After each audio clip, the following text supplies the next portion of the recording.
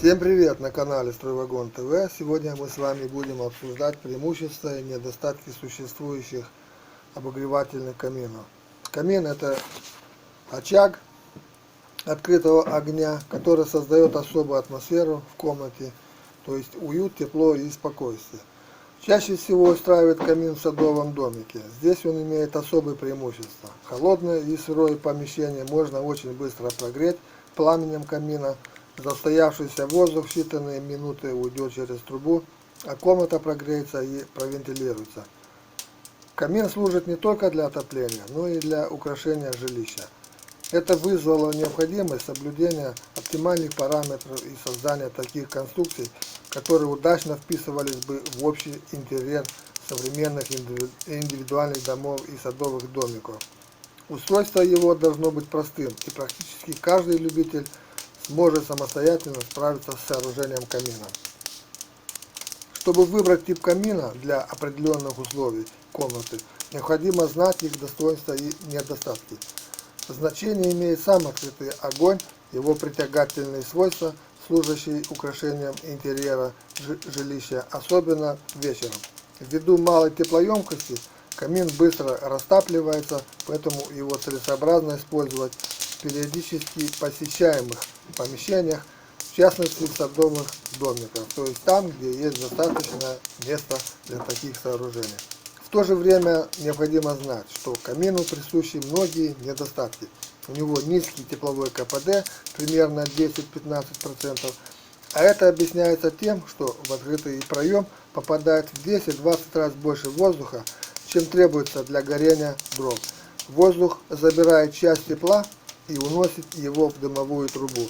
Если необходим постоянный обогрев помещения, камин нужно постоянно топить.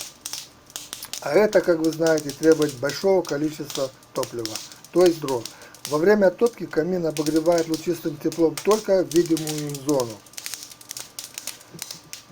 Для устранения всех этих перечисленных недостатков предпринимались и предпринимаются огромное количество попыток усовершенствования конструкций таких печей. Поэтому все чаще и чаще появляются печи, имитирующие камин. То есть они как бы остаются печами, у них высокий КПД, но имитируют камин по своему внешнему виду. Поэтому о таких печах, о печах-каминах мы с вами будем говорить во второй части нашего видео.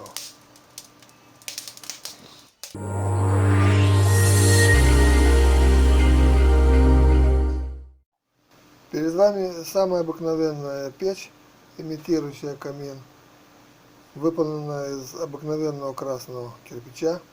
С передней стороны прямо посередине расположена ниша для хранения дров, так называемая дровница. Ну и отличается эта печь тем, что она имеет такую же дверцу стеклянную, довольно широкую и красивую, как у каминов. КПД у этой печи довольно высокий. Стены этой печи, имитирующая камин, выполнены из обыкновенного красного кирпича под расшивку швов, но при желании печку можно украсить различными плитками из натурального камня, имитирующие дикий камень и так далее. Особенно эффективно будет использование естественного камня, эффектно сочетающегося с любым материалом, например, с деревом или металлом. Естественный камень в таком случае может иметь гладко отесанную лицевую поверхность с различными очертаниями и размерами камней, или быть неотесанным. В последнее время для кладки таких печей все больше используется лицевой кирпич. В таком случае печь не нуждается в дополнительном отделке, что немаловажно при калькуляции, скажем так, расходов.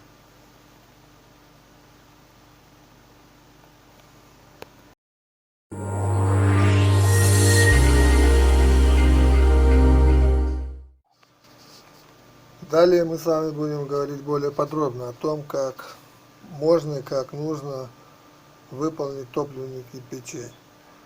Топливники печей представляют собой кирпичную камеру, где на поде, снабженном колосниковой решеткой, сгорает топливо. Воздух для поддержания горения поступает через поддувало, то есть зольник, и распределяется колосниковой решеткой. Количество воздуха, поступающего в топливник, регулирует дверкой зольника, расположенной в стенке топливника. Топливники печей обязательно нужно облицевать огнеупорным или тугоплавким кирпичом. Высота топливника для дров, считая от колосниковой решетки, колеблется от 800 до 1000 мм, то есть до 1 метра. При недостаточной высоте топливника горение протекает плохо. Летучие вещества не успевают сгореть и в значительном количестве заполняют газоход, где вследствие небольших температур процесс горения прекращается. Это приводит к тому, что несгоревшие частицы осаждаются на плоскостях каналов, образуя слой сажи, ухудшающий аккумуляцию теплоты массивом печи. Печь такой топкой не экономична. Под топливника имеет откосы скаты к решетке для скатывания углей. Колосниковую решетку ставят ниже уровня топочной дверки, поэтому решетку заглубляют на один ряд кладки против нижней кромки топочной дверки. Дрова укладывают плашмя или клеткой. Если высота топлива 300-400 мм, то свободное пространство над ним должно быть 500-600 мм. Дверки можно применять любые, но лучше герметические и красивые. Как я уже говорил, топливник обязательно необходимо облицевать огнеупорным кирпичом. В таком случае печь можно будет топить не только дровами, но и углем. Ну, на этом все. Пишите в комментариях, если возникнут вопросы.